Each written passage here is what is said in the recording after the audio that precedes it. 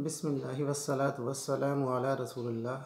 क़ाल अल्लाहु तआला फ़िल क़ुरआनिल मजीद अल यौम अकमलतु लकुम दीनुकुम व अतममतु अलैकुम निअमती व रज़ीतु लकुमुल इस्लाम दीना। मेरे अज़ीज़ों, अल्लाह ताला ने कुरान मजीद के अंदर ये बात बयान फरमाई कि मैंने आज के दिन तुम पर तुम्हारा दीन मुकम्मल कर दिया और तुम पर अपनी नेमत को भी मुकम्मल कर दी और तुम्हारे लिए इस्लाम को दीन के तौर पर पसंद कर लिया। देखिए, अल्लाह ताला ने नबी सल्लल्लाहु अलैहि वसल्लम को आखिरी नबी बनाकर भेजा है और सारे नबियों का सरदार बनाकर भेजा है और दीन की तकमील नबी सल्लल्लाहु अलैहि वसल्लम के ऊपर कर दी, इसलिए कि नबी सल्लल्लाहु अलैहि वसल्लम के बाद अल्लाह ताला ने किसी नबी को नहीं भेजना है और ये उम्मत के ऊपर छोड़ दिया गया है काम कि वो अब इस दीन को दूसरे लोगों तक पहुँचाए। नबी सल्लल्लाहु अलैहि वसल्लम ने फरमाया कि मैं तुम्हारे दरमियान दो चीज़ें छोड़कर जा रहा हूँ, अगर इन पे कायम रहोगे, इनको मजबूती से पकड़ के रखोगे तो कभी गुमराह नहीं हो सकते। एक अल्लाह ताला की किताब कुरान मजीद और दूसरी मेरी सुन्नत। तो कुरान मजीद को हमेशा अहादीस के साथ समझा जा सकता है, इसलिए कि जैसी अल्लाह ताला की आयात की, अल्लाह ताला की हुक्म की नबी सल्लल्लाहु अलैहि वसल्लम ने शरह कर दी, वैसी बेहतरीन शरह कोई इंसान नहीं कर सकता। नबी सल्लल्लाहु अलैहि वसल्लम को अल्लाह ताला के अहकामात को समझाने का आसान तरीका, लोगों के लिए समझने का जो मलेका अल्लाह ताला ने उनको अता किया है, वो किसी और को अता नहीं किया। नबी सल्लल्लाहु अलैहि वसल्लम फरमाया कि खैर की कोई बात ऐसी नहीं है जो मैंने तुम्हें नहीं बताई है और शर की कोई बात वो भी ऐसी नहीं है जिससे मैंने तुम्हें डराया नहीं है।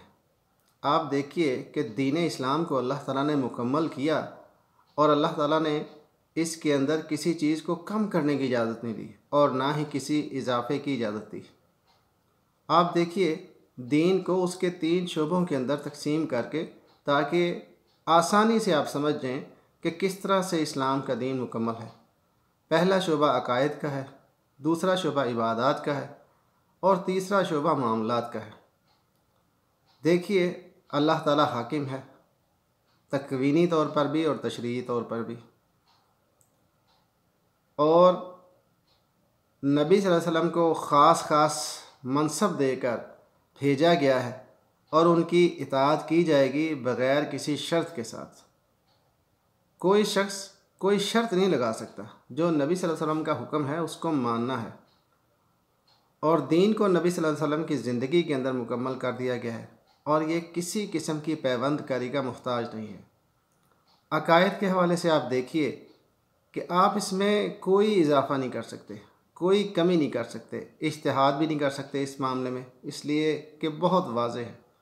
हम में से हर शख्स ये बात जानता है और उस पर यकीन रखता है, ईमान रखता है कि अल्लाह ताला के साथ कोई इबादत में शरीक नहीं, वो अकेला ही रब है। नबियों के ऊपर, रसूलों के ऊपर हर शख्स ईमान रखता है, इसमें वो कोई कमी नहीं कर सकता, कोई इजाफ़ा नहीं कर सकता। अगर कोई इसमें इजाफ़ा करता है तो वो काफिर है। कोई किसी भी नबी की नबूवत का इनकार करे तो वो कुफर के अंदर चला जाएगा। इसी तरह फ़रिश्तों पे हर शख्स ईमान रखता है, इसमें कोई कमी नहीं हो सकती, कोई ज़्यादती नहीं हो सकती। अल्लाह ताला ने जो किताबें नाज़िल की थी हैं उस पर हर मुसलमान ईमान रखता है। क़यामत के दिन तकदीर के बुरा और अच्छा होने के ऊपर इंसान ईमान रखता है यानी कि इसमें किसी किस्म के इजाफे और कमी की गुंजाइश नहीं है। अगर कोई ऐसा करेगा तो लोग वाज़े तौर पर कहेंगे कि ये शख्स इस्लाम से बाहर निकल गया है। दूसरा शोबा इबादत का है। अब देखिए, नमाज जो है वो 5 वक्त की पढ़ी जाएगी। कोई शख्स ये नहीं कह सकता कि 6 वक्त की नमाज़ पढ़ी जाएगी। फ़र्ज़ नमाज 5 वक्त की है। कोई ये नहीं कह सकता कि 4 नमाज़ें पढ़ी जाएगी दिन के अंदर। ऐसा कोई भी शख्स कहेगा तो कुफर के अंदर जाएगा। अल्लाह ताला ने फ़जर की फ़र्ज़ नमाज 2 रकत रखी है। अगर कोई शख्स ये कहे कि नमाज़ पढ़ना कितना अच्छा काम है, इंसान सजदा करता है, रुकू करता है, अल्लाह ताला के लिए क़याम करता है, तो क्यों 2 रकत पे सलाम फेर दी जाए? 2 की बजाय 4 रकत क्यों ना पढ़ी जाए? तो लोग यकीनन कहेंगे ये शख्स काफिर हो गया, इसलिए कि ये जो काम कर रहा है ये नबी सल्लल्लाहु अलैहि वसल्लम से साबित नहीं है। हालांकि नमाज़ पढ़ना तो बड़ा अच्छा काम है, लेकिन ये कि शरन वो साबित नहीं है। नबी सल्लल्लाहु अलैहि वसल्लम ने जिस तरह नमाज़ पढ़ के दिखाई है उसी तरह से नमाज़ पढ़नी चाहिए। इसी तरह रमज़ान के रोज़े हैं, 29 या 30 होंगे। कोई शख्स ये नहीं कह सकता कि 20 रोज़े रखे जाएंगे, कोई ये नहीं कह सकता कि 40 रोज़े होंगे। इसी तरह से ज़कात के बारे में अल्लाह ताला ने हर तफसील बयान कर दी है कि नकद पैसों के ऊपर या सोने के ऊपर 2.5% ज़कात होगी। इस तरह जानवरों के ऊपर कितनी कितनी ज़कात होगी, वो सारी की सारी तफसीलात अल्लाह ताला ने बयान कर दी और नबी सल्लल्लाहु अलैहि वसल्लम ने उसकी शरह कर दी। तीसरी चीज़ जिसके अंदर मामलात ज़िंदगी आते हैं, ज़िंदगी के तमाम जो दायरे हैं, उसमें इस्लामी तालीमात की 2 किस्में हैं। एक किस्म तो ऐसी है कि वो नबी सल्लल्लाहु अलैहि वसल्लम के टाइम से लेकर क़यामत तक तब्दील ही नहीं हो सकती। मसलन निकाह के मसाइल, किस शख्स के साथ किस औरत का निकाह जायज़ नहीं है और किसके साथ वो निकाह कर सकता है, यानी माँ हराम है, बहन हराम है, बेटी हराम है।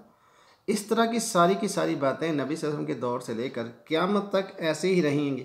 इसी तरह मिरास के मसाइल हैं, बेटे को कितना हिस्सा मिलेगा, बेटी को कितना मिलेगा, बहन भाइयों को कितना मिलेगा, वालदैन को कितना हिस्सा मिलेगा, ये 2 टोक बयान कर दिया गया है।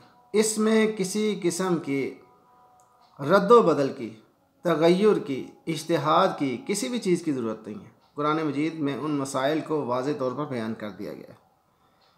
दूसरी किस्म जिसमें तगय्युर पजीर हैं चीज़ें और वक्त के लिहाज से उनकी शक्ल थोड़ी बदल जाती है, अल्लाह ताला ने नबी सल्लल्लाहु अलैहि वसल्लम के ज़रिए से इसके कुल्ली कवायद मुसलमानों को समझा दिए। मसलन बै और शरा के मामलात, बेचने ख़रीदने के मामलात, उसकी जुज़ियात के अहकामात सारे मौजूद हैं। इनकी रोशनी में इंसान चलना चाहे तो वो बड़ी आसानी से समझ सकता है। मसलन सूद हराम है, इसी तरह जुआ हराम है। जुए की कोई भी शक्ल जो भी ईजाद की जाए, जो उस दौर में थी या आज के दौर में लॉटरी की शक्ल हो या कोई और पहिया या सर्कल घुमाने की कोई सूरत हो, वो सारी की सारी सूरतें हराम हैं। इसी तरह गरर, धोखा देना, वो हराम है। जो नबी सल्लल्लाहु अलैहि वसल्लम ने फरमाया, मन गस्सा फलैसा मिन्ना, जो शख्स धोखा देता है, मिलावट करता है, वो हम में से नहीं है। अब कोई शख्स इनके दायरे से बाहर नहीं जा सकता। अब कुछ चीज़ें ऐसी हैं जो खालिस्तान दुनियावी हाजात हैं, मसलन उसमें मुकम्मल आज़ादी दे दी गई है। मसलन कोई शख्स साइकिल पर जाना चाहता है तो साइकिल पर जाए, जहाज़ पर जाना चाहता है तो जहाज़ पर जाए, और कोई शख्स किसी सवारी के ऊपर सवार होना चाहता है, पैदल चलना चाहता है तो पैदल चला जाए। आप देखिए मदीने के अंदर लोग काश्तकारी करते थे। नबी सल्लल्लाहु अलैहि वसल्लम मक्का से मदीना आए तो मक्का के लोग खुद नबी सल्लल्लाहु अलैहि वसल्लम की तिजारत करते थे। देखा कि मदीना के लोग खजूर की पैबंदकारी करते हैं और नर खजूर के खोशे वो मादा खजूरों पर डाल दिए जाते हैं। नबी सल्लल्लाहु अलैहि वसल्लम ने देखा कि शायद ये एक टोटके की चीज़ है, तो नबी सल्लल्लाहु अलैहि वसल्लम ने कहा कि ऐसा ना किया करो, जैसे कुदरती एक तरीका है वैसे ही करो। एक इंसान होने के नाते एक राय दी, यानी नबी होने के नाते कोई हुक्म नहीं दिया। लोगों ने ऐसा ही किया। अगले साल देखा तो फल बड़े ख़राब हुए और खजूरें अच्छी ना हुई। तो नबी सल्लल्लाहु अलैहि वसल्लम ने कहा, देखो मैं भी तुम्हारी तरह ही एक बशर हूँ, तो ये तो खेती बाड़ी का काम है, तुम इसको मुझसे, दुनिया के जो अमूर हैं उनको मुझसे ज़्यादा बेहतर जानते हो। दीन के मामले में कोई हुक्म देता हूँ तो उसमें मेरी बात को मानो, लेकिन ये तो एक टोटके की चीज़ है। अगर इस पैबंदकारी से फ़ायदा होता है तो इसी तरह से किया करो। और देखिए आज तक लोग इसी तरह खजूर के मामले में पैबंदकारी करते हैं। और देखिए अल्लाह ताला जो है हुक्म देना सिर्फ़ उसके लिए ख़ास है और उसमें कोई भी शख्स उसके साथ शरीक नहीं है। और ख़ुद नबी सल्लल्लाहु अलैहि वसल्लम उनके ऊपर ये ज़िम्मेदारी लगाई गई है कि अल्लाह ताला जो हुक्म दे नबी सल्लल्लाहु अलैहि वसल्लम उसको बयान कर दें और उसकी शरह कर दें। ख़ुद नबी सल्लल्लाहु अलैहि वसल्लम को भी इस चीज़ का इख्तियार नहीं है कि वो शरीयत के मामले के अंदर हुक्म दें। अल्लाह ताला ख़ुद फरमाता है, वमा यंतिकु अनिल हवा इन हुआ इल्ला वहयुन यूहा, कि वो अपनी मर्ज़ी से कोई बात नहीं करते हैं शरीयत के मामलात में, बल्कि वही बात करते हैं जो कि अल्लाह ताला की तरफ से उनको वही की जाती है। और अगर नबी सल्लल्लाहु अलैहि वसल्लम कुछ ऐसा करना चाहें तो अल्लाह ताला की तरफ से टोक दिया जाता है। जैसा कि शहद के मामले में हुआ कि कुछ नबी सल्लल्लाहु अलैहि वसल्लम की बीवियों ने आपस में साजिश की कि हज़रत ज़ैनब रज़ी अल्लाह ताला अन्हा उनके घर में नबी सल्लल्लाहु अलैहि वसल्लम कुछ थोड़ा सा ज़्यादा टाइम रुक जाते हैं, इसलिए कि वो शहद का शरबत बना के पिलाती हैं नबी सल्लल्लाहु अलैहि वसल्लम को, तो उसमें थोड़ा टाइम लग जाता है। तो बाकी बीवियों ने आपस में साजिश की कि नबी सल्लल्लाहु अलैहि वसल्लम से कहेंगे कि जब वो हमारे पास आएँ कि क्या बात है आपके मुंह से मगाफिर की बू आ रही है। मगाफिर एक लासा होता है जो मक्खी रस चूसती है तो कभी उसके अंदर उसकी थोड़ी सी हीक रह जाती है। तो नबी सल्लल्लाहु अलैहि वसल्लम के जब गए दूसरी बीवी के पास तो उन्होंने ये बात कही कि क्या बात है आपके मुंह से मगाफिर की बू आ रही है। दूसरी के पास गए उसने यही बात की, तीसरे के पास गए उसने यही बात की। नबी सल्लल्लाहु अलैहि वसल्लम ने बस इरादा किया कि अगर ऐसी बात है कि मुंह से इससे स्मेल आती है, तो चूँकि नबी सल्लल्लाहु अलैहि वसल्लम को रिश्तों से बात करनी होती थी, इस वजह से नबी सल्लल्लाहु अलैहि वसल्लम प्याज भी नहीं खाते थे। तो सोचा कि चलो ठीक है, आइंदा से शहद नहीं पीऊँगा। तो अल्लाह ताला ने इस पर टोक दिया कि आप क्या अल्लाह ताला की बजाय अपनी बीवियों की मर्ज़ी चाहते हैं? जिस चीज़ को आपकी अल्लाह ने आपके लिए हलाल किया, अब उसको क्यों हराम कर रहे हैं? तब तक ही मर्ज़ाता अज़वाजिक, कि आप अपनी बीवियों की मर्ज़ी चाहते हैं, तो ये जो आपने इरादा किया है, ये इरादा कसम का इरादा है, तो इसका कफ़ारा अदा कीजिए। आप देखिए कि मक्का के जो मुशरिकीन थे, सरदारान कुरैश, उन लोगों ने देखा है कि जब मुसलमान ताकतवर हो गए मक्का के अंदर, उमर रज़ी अल्लाह अन्हु हो, हमज़ा रज़ी अल्लाह अन्हु हो, उन लोगों ने इस्लाम कबूल कर लिया है। हर घर के अंदर झगड़ा हो रहा है, बेटा मुसलमान है और माँ जो है वो काफिर है, बाप मुसलमान है और बेटी जो है वो काफिर है, भाई मुसलमान है तो बहन जो है वो काफिर है, बहन मुसलमान है तो भाई काफिर है। हर घर के अंदर कशमकश, और वो इससे बड़ा तंग आए। इसलिए उन लोगों ने एक वफ़द बना के भेजा कि यहूदियों से पूछते हैं। यहूदियों के पास गए तो उन्होंने कहा हम आपको एक दो टोक बात बताते हैं जिससे आपको वाकई पता लग जाएगा कि वो शख्स अल्लाह का नबी है या बात बना रहा है। उन्होंने कहा कि उनसे जाके 3 सवालात पूछो। ज़ुल्कुरनैन कौन था, असहाबे कहफ कौन थे, और रूह क्या होती है। अब वो जब आए तो आके उन्होंने ये बात कही कि हम 2 टोक बात फ़ैसला कुन बात लेके आए हैं। अगर तो इनका जवाब इन्होंने दे दिया तो ये वाकई अल्लाह के नबी हैं, तो मुसलमान हो जाएंगे हम। और अगर इसका जवाब ना दे सके तो जैसे यहूदियों ने बताया है, जो उनकी किताब तौरात के अंदर लिखा हुआ है कि वो अपनी तरफ से बातें बनाते हैं।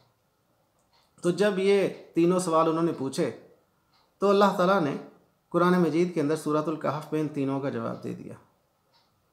अब जब तीनों का जवाब आ गया तो फिर अब ये सारे के सारे सरदारान कुरैश ये इस्लाम लाने के लिए तैयार हुए, और ज़ाहिर नबी सल्लल्लाहु अलैहि वसल्लम की भी ख्वाहिश यही थी कि ये सारे लोग मुसलमान हो जाएं। अल्लाह ताला ने इसका नक्शा इस तरह से खींचा, फ़ला अल्लाह का बाक़ी नफ्स का अला आसारिहिम इल्लम युमिनु बिहाज़ल हदीस असफ़ा।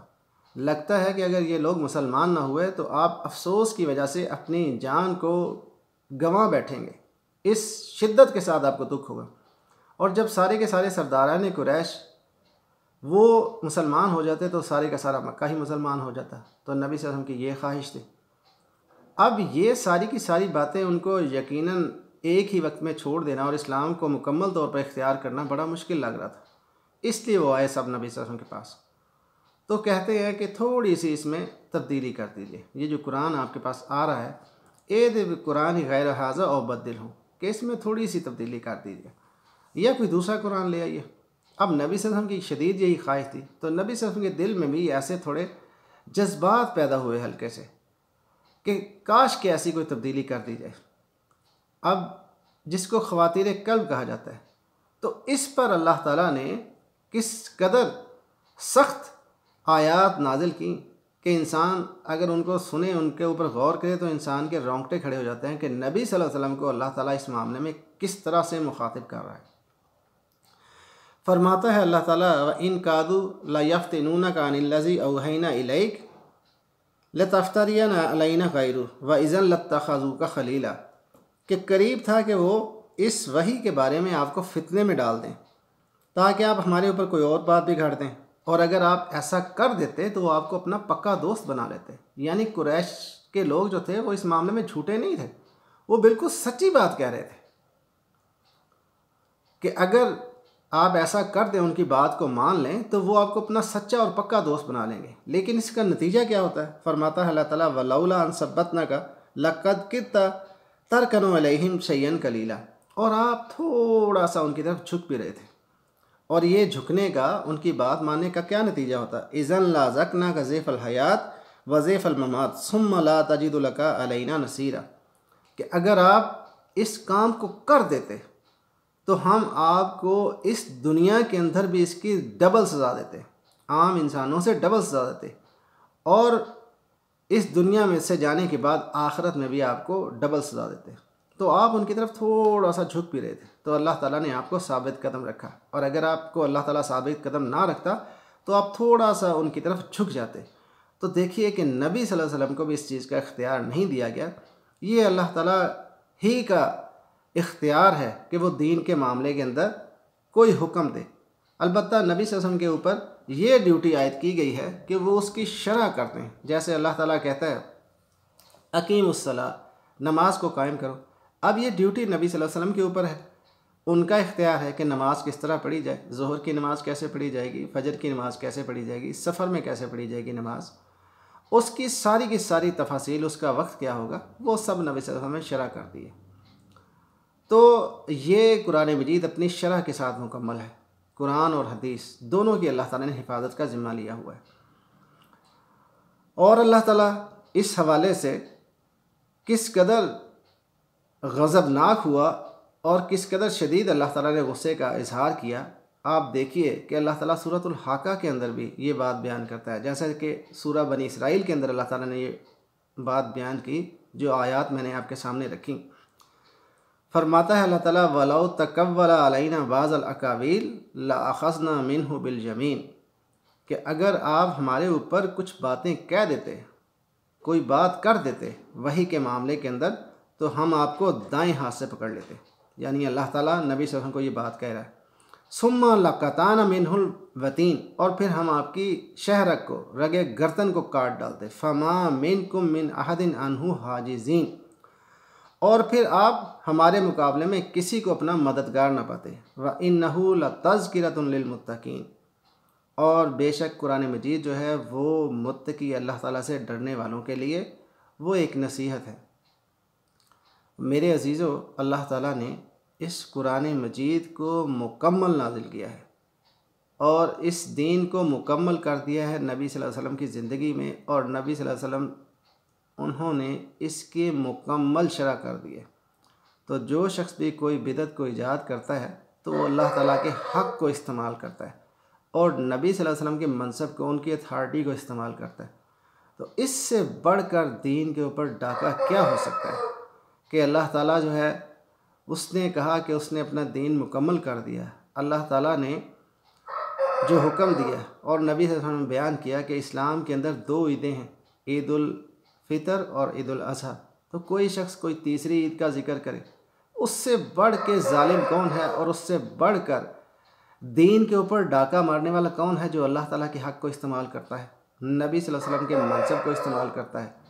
और जब नबी सल्लल्लाहु अलैहि वसल्लम ने मुकम्मल दीन की शरह कर दी तो उसके अंदर कोई भी शख्स अगर इजाफ़ा करता है और या कमी करता है तो उस शख्स के जहन्नमी होने के अंदर कोई शक नहीं है, क्योंकि नबी सल्लल्लाहु अलैहि वसल्लम ने फरमाया कि कुल्लु बिदअतिन दलाला, दीन के अंदर हर नई बात जो है वो गुमराही है। व कुल्लु बिदअतुन फिन्नार, और हर गुमराही जो कुल्लु दलालतिन फिन्नार, और हर जो गुमराही है वो जहन्नम के अंदर लेकर जाने वाली है।